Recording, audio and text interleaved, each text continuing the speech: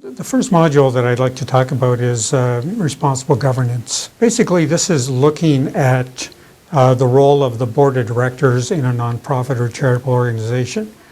What we're trying to reinforce is that the board of directors is really the legal entity that has the ultimate authority and accountability as the official governing body of the charity.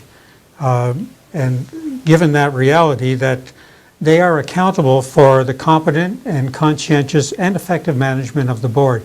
Now, this is more than just for tax compliance. This is really looking at the whole functionality of the board and ensuring that the board is operating in as an efficient manner as possible. They also are responsible for governing within the relevant legislation and regulations that exist. Some of these are regulations that exist from Revenue Canada, but some of these other regulations relate to even provincial or municipal guidelines that they need to abide by. And the other critical issue is that they have the ultimate sign-off authority.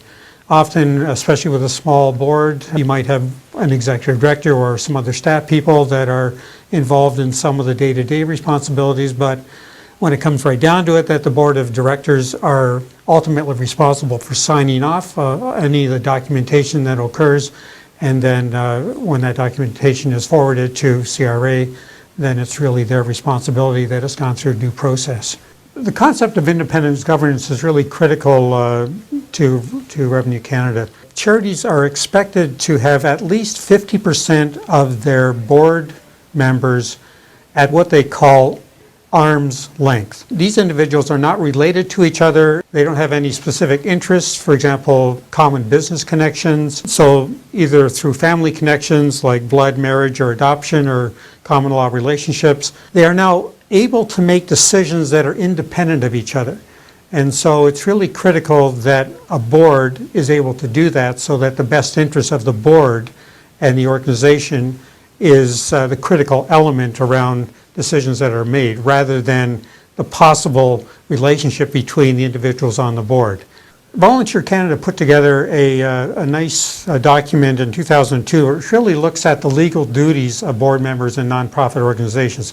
Not that we're trying to get legalistic in terms of that, but it's a nice document as a point of reference. And they talked about 3 duties of a board member. They talked about diligence, they talked about loyalty, and they talked about obedience. When we're looking at diligence, then really what we're saying is that a board member needs to act reasonably, to act prudently, and to act in good faith in the best interest of the organization.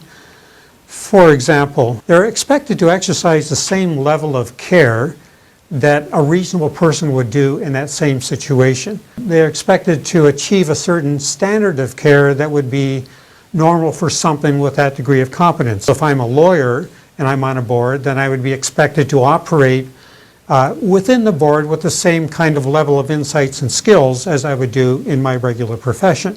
And this is really critical in terms of when boards look at the skill competencies that they have on boards to make sure that, for example, if they have financial issues, then they are trying to pull in to the board membership someone that has an accounting background to make sure that they're aware of the terms that are related to the financial reporting. The board members are also expected to act cautiously, to really look, to be able to anticipate the consequences of actions that might occur by their decisions, and to be honest and forthright with each other in dealing with the realities that the organization finds itself in, and to be well informed about the activities and the finances of the organization so that when they're making decisions, those decisions are made within the context of the realities that exist. The board members are also expected to act loyally within the context of the organization. A board member should not receive any undue benefit from their relationship with the board. So the loyalty aspect is that a board member really looks at the interests of the board as the priority and not their own interests.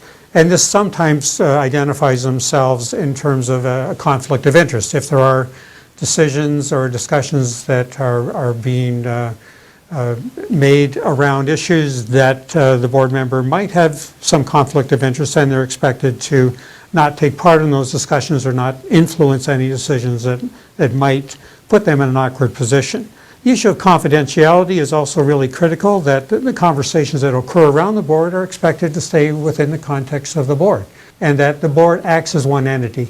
The nature of conversations and discussions is that we may not agree with each other in terms of the board, but when that public position is presented, then we're expected to act as one entity, kind of maybe downplay some of my own personal interests in regards to the position that I have. The last is something they call the duty of obedience, and this is really to act within the scope of the governing policies and any other rules or regulations that might come into play in terms of the organization. So for example, the organization does have governing documents. They have bylaws and all of those, and I'm expected to really, as a board member, operate within the terms of those guidelines. And if those guidelines or bylaws are not appropriate, then I have a responsibility to say, this really isn't working, and to go through due process to make sure that those documents are adapted to those realities, and then inform CRA of those adaptations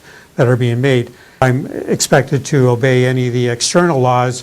For example, if I'm running a raffle, then there are municipal guidelines that are expected to be followed. Now, this is a challenge, especially in small and rural boards, because board members really come into play because they really want to help this organization do what they can, and they're really usually they connect to the organization because of the passion they have to the cause that exists there. But there is a responsibility to be knowledgeable. Now, CRA recognizes that this is a challenging task given all of the responsibilities of a board member, and so they've organized their website and materials on their website to look at all of the issues that a board member might have. We've also in the project put together a couple of other pieces of material. One is called our Info Sheet 2, which really looks at CRA's obligations for board members, and this is a really good tool to use for board orientation so that board members are aware of what the obligations are